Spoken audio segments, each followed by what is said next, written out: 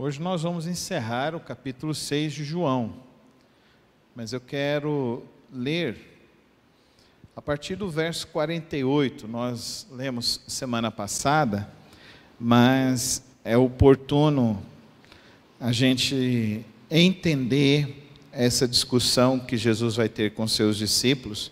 É oportuno que nós então voltemos aqui a partir do versículo 48. João, capítulo 6, a partir do verso 48. A palavra do Senhor diz assim: Eu sou o pão da vida.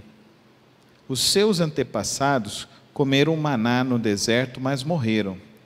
Todavia, aqui está o pão que desceu do céu, para que não morra quem dele comer.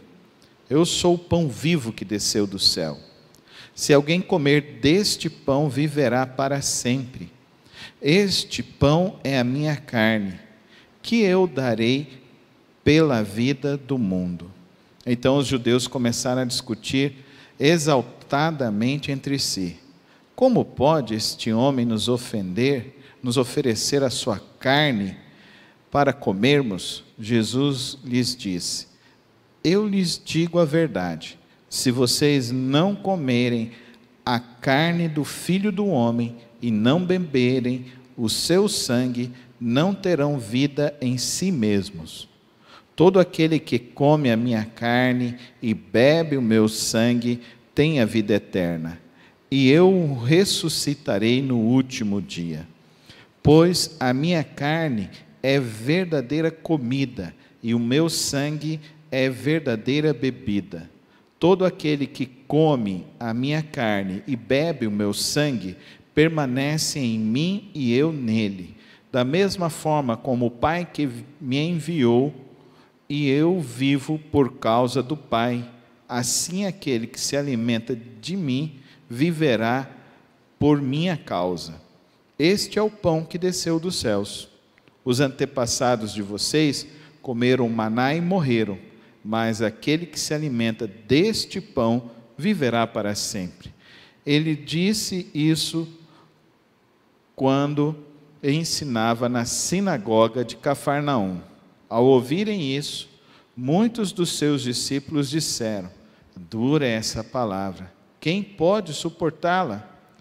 Sabendo em seu íntimo que os seus discípulos estavam se queixando do que ouviram, Jesus lhes disse: isso os escandaliza? O que acontecerá se vocês virem o Filho do Homem subir para onde estava antes? O Espírito da vida, a carne não produz nada que se aproveite. As palavras que eu lhes disse são espírito e vida. Contudo, há alguns de vocês que não creem, pois Jesus sabia desde o princípio quais deles não criam e quem o iria trair. E prosseguiu: é por isso que eu lhes disse que ninguém pode vir a mim, a não ser que isto lhe seja dado pelo Pai. Daquela hora em diante, muitos de seus discípulos voltaram atrás e deixaram de segui-lo. Jesus perguntou aos 12: vocês também não querem ir? Simão Pedro lhe respondeu: Senhor, para quem iremos? Tu tens a palavra de vida eterna. Nós cremos e sabemos que és o Santo de Deus. Então Jesus respondeu: não fui eu que os escolhi, os 12? Todavia um de vocês é um diabo. Ele se referia a Judas, filho de Simão Iscariotes, que embora fosse um dos 12, mais tarde haveria de traí-lo. Senhor, rogo a Ti nesta noite, que o Teu Santo Espírito nos leve a compreender Tua palavra, Tua vontade, o Teu querer. Que o Senhor tire de nós, ó Deus, aquelas coisas que nos impedem de compreender a Tua vontade, viver a Tua vontade. Nesta hora, Deus, eu rogo que o Senhor nos dê capacidade intelectual, emocional e espiritual para refletir sobre a Tua palavra, em nome de Jesus. Amém. Esse texto é um dos textos que cria-se uma enorme confusão na celebração da ceia do Senhor. Para algumas pessoas, a ceia do Senhor é sacramento, são um dos sacramentos, no sentido de ser um veículo de graça de Deus. Esse é o princípio inicial da palavra sacramento. Os luteranos acreditavam na consubstanciação. Significava que, junto dos elementos da ceia, você estava com o corpo de Cristo mesmo. É uma concepção um pouco diferente do catolicismo, que o catolicismo diz que a hóstia é a carne do Senhor Jesus Cristo. Ela se transforma na carne do Senhor Jesus Cristo. Por isso, então, você não pode mastigar a hóstia. Você precisa colocar na sua boca, esperar ela derreter para descer, para você não mastigar a carne. Alguns evangélicos ainda acreditam sendo sacramento, veículo de graça de Deus.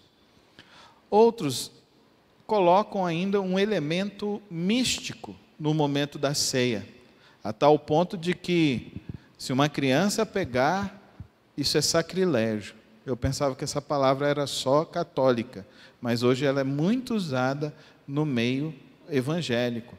Muitos evangélicos acham, então, que a ceia ela se transforma em corpo de Cristo. Eu não consigo entender essa mentalidade, mas muitos falam isso. Conversando com um pastor, amigo meu, ele falando assim, que eles sempre pegam as sobras da ceia e enterram. Tem que enterrar, porque senão é sacrilégio. Eu falei, mas você não é evangélico? Você não é protestante? Ele falou, não, mas nós temos que refletir sobre isso. A discussão aqui é justamente sobre isso.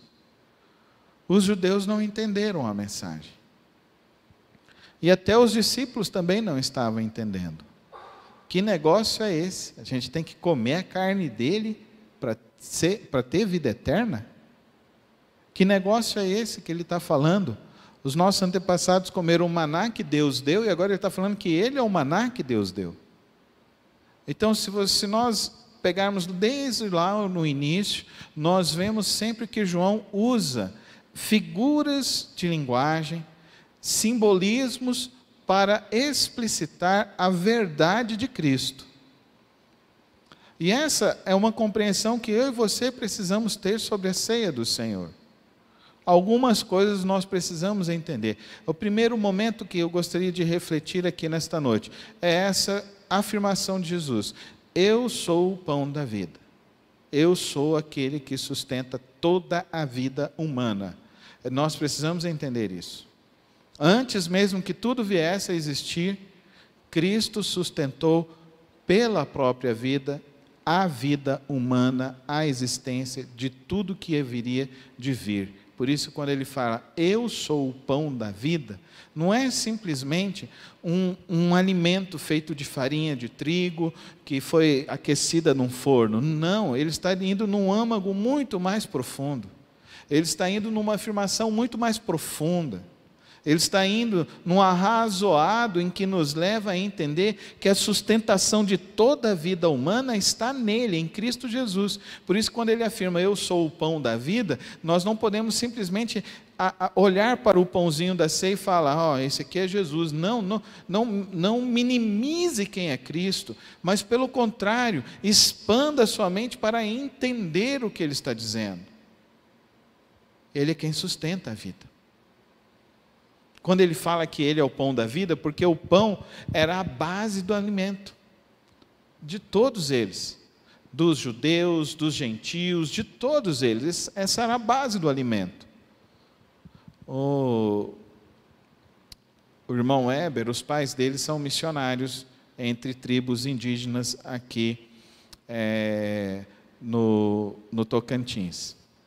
E ele falando para mim que logo quando eles chegaram na tribo, a primeira coisa que as mulheres ensinaram para a mãe dele foi a fazer pão. O pão deles lá era um pão diferente. que eles faziam de uma situação, de mandioca, o pão deles. E quando o pai dele percebeu isso, houve então entendimento de que essa é a base da cadeia alimentar, do sustento da vida. E quando Jesus ele afirma isso, eu sou o pão da vida, ele está dizendo para nós, se você voltar no verso 7, ele diz assim: aquele que crê tem a vida eterna. Ele é o pão, e ele novamente ele fala: olha, se vocês entendessem o que eu estou falando, vocês entenderiam que vocês vão para o lugar de onde eu vim, mostrando para nós então que Jesus Cristo é eterno. Amém, irmãos? Ele é eterno. Enquanto a sua face humana, ele viveu 33 anos, mas na sua concepção de vida, sendo Cristo partícipe da Santíssima Trindade, ele é eterno. E ele, nessa afirmação, ele afirma isso, que ele faz participação da Santíssima Trindade, e ele é eterno, e que ele veio do céu, e ele veio do céu para cumprir o ordenamento de Deus. E qual é esse ordenamento de Deus? De que Deus veio para sustentar toda a vida humana. Por isso que ele usa essa expressão do pão. E por isso, quando nós estamos no momento da ceia, eu sempre reflito assim: um cristão que não vem na igreja participar da ceia, é um cristão que tem um problema sério da compreensão da sua salvação em Cristo Jesus. Que esse é um dos cultos solenes e principais dentro da igreja. E na igreja primitiva, a ceia era tão importante que ela era celebrada em todas as celebrações. E eu acho que o correto seria esse: em todas as vezes que nós nos encontrarmos, nós vamos partilhar o pão, Jesus Cristo. Nós vamos partilhar o vinho, a nova aliança. Mas os judeus, eles se escandalizaram com isso. Como que ele está falando que ele é o pão, que ele é mais importante que o maná? Dá para vocês entenderem?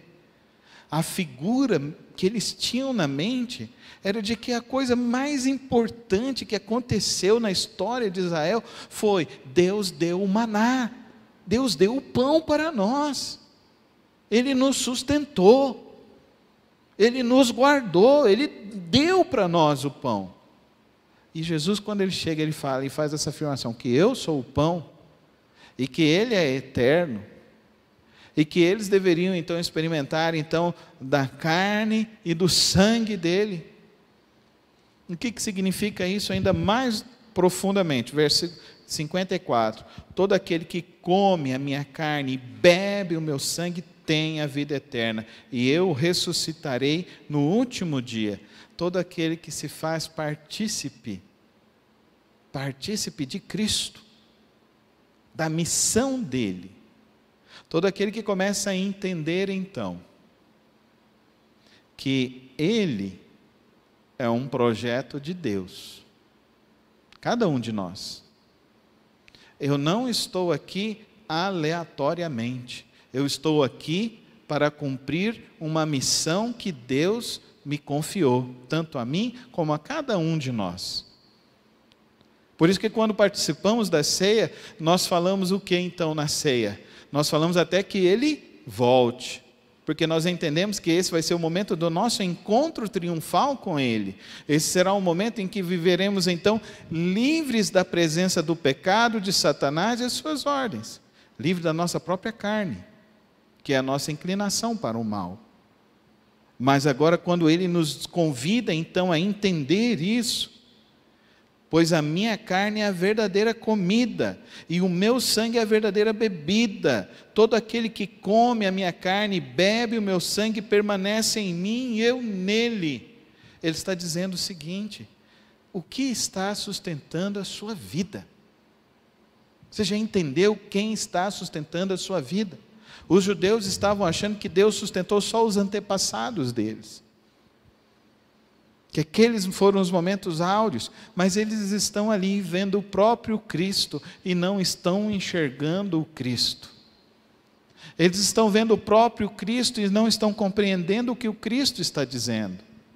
Eles olham para Jesus e ainda acham que é um escárnio o que ele está fazendo. E Jesus está esclarecendo que ele veio do céu, ele veio para nos dar vida eterna, ele veio para mostrar que Deus não quer simplesmente relacionamentos históricos no passado, ele quer ter relacionamento agora, presente. Por isso que quando a gente participa da ceia, significa: eu faço parte do corpo místico de Cristo, amém, irmãos? Do corpo místico de Cristo, do corpo, eu sou membro do corpo místico de Cristo. Não é simplesmente, eu sou membro da igreja, porque tem gente que não entende isso. Eu sou membro da igreja, minha carta está lá na comunidade batista. Não, querido, você entende que Deus é quem te chamou para fazer parte deste corpo, deste organismo. Você é uma parte do corpo de Cristo, da manifestação de Cristo, neste tempo, nesta época, para revelar que Deus continua chamando os homens para conhecer a eternidade, conhecer a verdade de suas vidas, conhecer o propósito de suas vidas, conhecer a realização para as suas vidas. Por isso que a gente percebe que hoje existe muito mais religiosidade do que espiritualidade. Existe muito mais hoje pessoas que estão muito mais preocupadas com a religiosidade. E nós precisamos estar preocupados com a espiritualidade. Em outras palavras, eu quero te dizer que você precisa fazer com que o conhecimento que você tem se transforme em sabedoria na sua vida. Não adianta só você saber que Cristo veio, morreu e ressuscitou ao terceiro dia. Você precisa entender que agora você faz parte do corpo místico de Cristo. Por isso que quando celebramos a ceia, significa que nós estamos dizendo para Deus e para todo o universo que fazemos parte do corpo místico de Cristo. Quais são as implicações disso? As primeiras implicações que nós vemos aqui nesse texto que fala aqui para nós, versículo 57.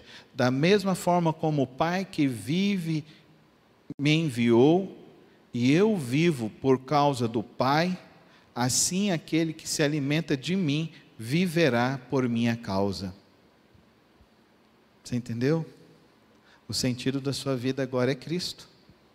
O propósito da sua vida é Cristo. O sentido da tua vida é Cristo, não há outro. O Pai enviou, eu estou cumprindo o que o Pai mandou. E agora Ele me enviou a vós, eu convidei vocês, vocês estão aqui no caminho, estão andando junto comigo. Então agora eu quero que vocês entendam que agora nós somos um. Olha que união. Dá para você entender a união que se tem? Não é só uma mão que se segura na outra. Cristo quer se misturar dentro das nossas entranhas, dentro dos nossos pensamentos, dentro dos nossos sentimentos, dentro do nosso querer. Ele quer governar completamente a nossa história, a nossa vida. Amém, irmãos? Por isso que é importante que nós, quando olhamos para a ceia do Senhor, nós entendamos então que nós aceitamos esse convite de Cristo. Nós aceitamos qual o convite? O convite de fazermos parte do corpo místico de Cristo. Que nós entendemos que agora nós estamos vivendo para fazer a vontade do Pai e do Filho, com o Espírito Santo agindo em nós. Por isso que ele continua esclarecendo isso. E aqueles judeus rejeitaram, porque aqueles judeus olharam só para o nível do arrazoado, para o nível da razão. E querido irmão, a sua fé tem que ter razão, sim. Você precisa conhecer a verdade da palavra. Mas essa verdade precisa entrar e gerar novos sentimentos, novas emoções, novas compreensões. Porque os judeus, os sentimentos que eles demonstraram foi de rejeição a Cristo. foi de ódio pelo que ele disse. Não aceitaram. Isso é um escândalo. E muitos deles ali, então, deixaram de seguir a Cristo, porque não compreenderam a mensagem que Cristo trouxe para eles. Agora ele olha para os 12 e diz: e vocês? Vocês vão com eles? Os judeus estavam com Jesus por quê? Vocês se lembram? Por que juntou essa multidão? Porque ele curou um menino, curou um leproso, atravessou, fez a multiplicação dos pães. Ele ficou lá na margem e o pessoal começou a trazer as pessoas que estavam enfermas, e ele estava orando por elas, e eles começaram a seguir. Ele entrou no barco, ele mandou os discípulos entrarem no barco, ele foi na travessia do barco cansado, dormindo, teve a tempestade, ele acalmou a tempestade, chegou do outro lado, a multidão estava lá, e Jesus agora chega na sinagoga, ele começa a anunciar e começa a dizer então o preço do discipulado. O preço do que ele está falando. A graça de Deus é de graça, gratuita. Mas o andar com Deus tem um preço. E qual é esse preço? Ouvir o ensino de Jesus e viver o ensino de Jesus. Amém? Esse é o preço do discipulado. Mas o que acontece hoje em dia? Quantos querem vir a Jesus? A pessoa levanta a mão. Vem para Jesus, Jesus vai resolver os seus problemas, vai resolver todos os seus... Vem aqui, deixa os seus problemas que Jesus vai resolver. Joia, joia, joia. Agora é o seguinte, quando você vai embora, você tem que parar de pecar, tá bom? Você tem que parar de falar mal da vida do outro, tem que parar de roubar, tem que parar de mentir, tem que parar de trair a esposa, tem que parar de trair o marido. Você tem que ser agora um melhor marido, tem que ser um melhor filho, você tem que ser honesto com as suas coisas. Não, mas você não falou que era esse o preço. Você falou, vem que Jesus vai resolver os meus problemas. Então eu fui lá e deixei os meus problemas lá. E agora? Ele resolveu os seus problemas. O seu maior problema era ir para o céu ou ir para o inferno. Ter vida eterna com Deus ou vida eterna sem Deus. Agora ele resolveu os seus problemas. Anda com Cristo Jesus. Só que andar com Cristo Jesus é comer do pão dele. É beber do vinho dele. É viver o que ele viveu. É fazer o que ele fez. Ele fez a vontade do Pai. Todo aquele que come do pão faz a vontade do Pai. Todo aquele que compreende a palavra, então a palavra não fica só na mente, entra no coração. E o preço do discipulado nada mais é do que obediência. Obediência à palavra de Deus. Então, nós celebramos a ceia dizendo que nós entendemos que Cristo morreu na cruz do Calvário pelas nossas vidas. E Ele é o nosso pão da vida. O pão que nos dá a vida. O pão que nos garante a vida. Quando bebemos o vinho, dizemos então que agora nós fomos lavados no sangue de Cristo Jesus e fomos perdoados das nossas transgressões que Cristo levou na cruz do Calvário. Fazemos isso até que Ele volte. E até que Ele volte, não é simplesmente eu venho e participo da ceia, eu participo da ceia para que eu possa viver e continuar vivendo o propósito, a vontade e o querer de Deus.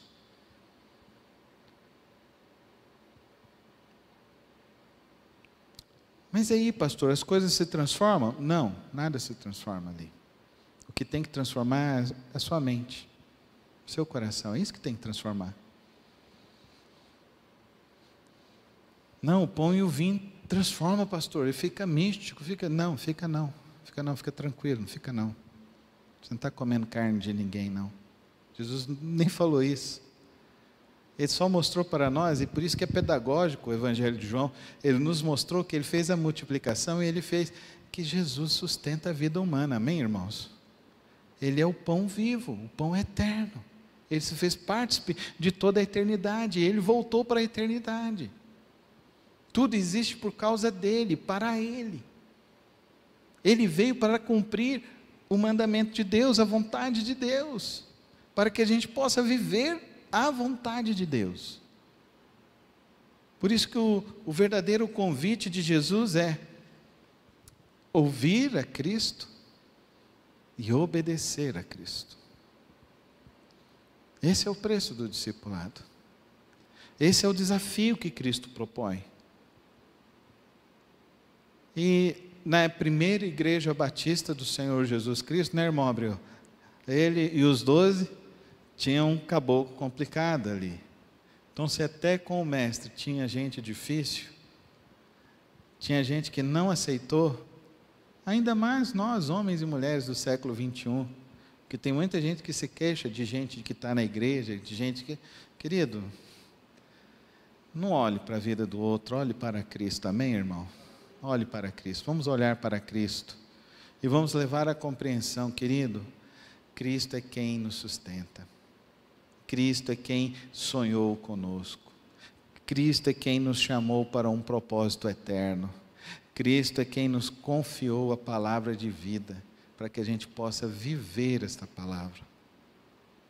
E é interessante que eu estava ouvindo uma nutricionista, não sei se os irmãos estão reparando, mas eu virei o ano, estava com 106 quilos, hoje eu pesei, estou com 99, então eu estou muito feliz hoje, porque sumiram 7 quilos da minha vida, graças a Deus, espero que suma mais 9 até o final do ano.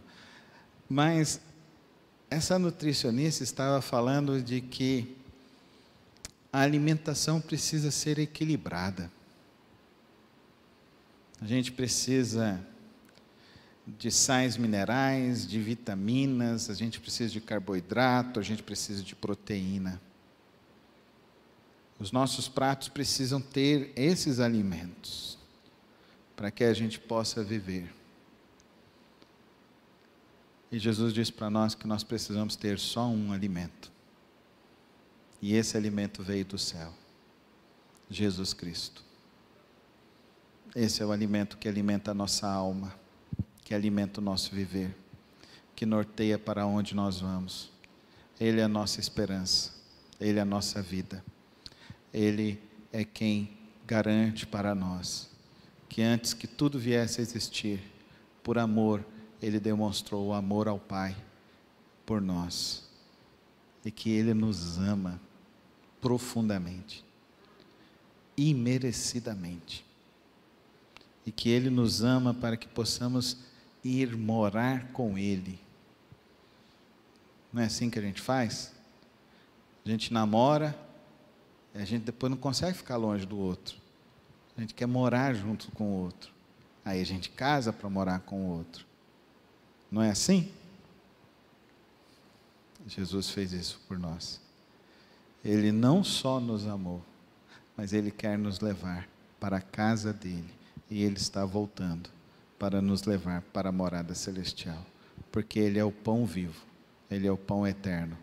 O pão de que quem se alimenta dEle encontra satisfação para a sua vida a partir daqui. Encontra esperança, propósito, encontra vida para viver. Esse é Jesus, o pão vivo.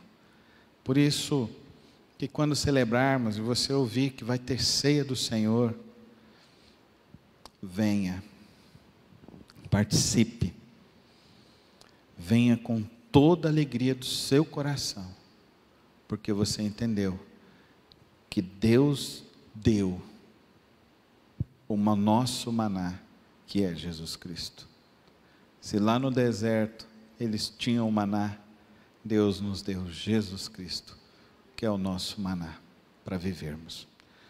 Vamos fechar os nossos olhos, agradecer a Deus pela preciosa salvação.